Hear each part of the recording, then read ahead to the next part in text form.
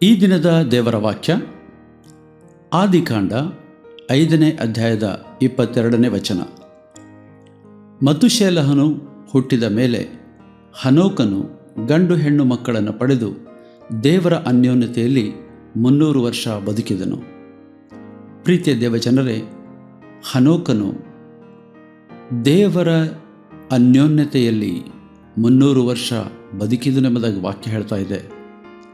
ಕೊನೆಗೆ ಆತನ ಜೀವನದಲ್ಲಿ ನೋಡ್ತೇವೆ, ಆತನು ಮರಣವನ್ನು ಹೊಂದದೆ ದೇವರಿಂದ ಮೇಲಕ್ಕೆ ಎತ್ತಲ್ಪಟ್ಟನು.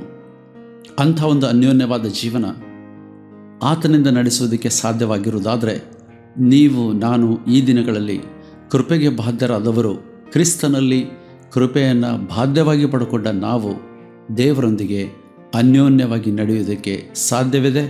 ಆತನಂತೆ ಮಹಿಮೆಯನ್ನು ಕಾಣುವುದಕ್ಕೂ ಸಾಧ್ಯವಿದೆ. ಕರ್ತನು ನಮ್ಮೆಲ್ಲರನ್ನು ಆಶೀರ್ವದಿಸಲಿ.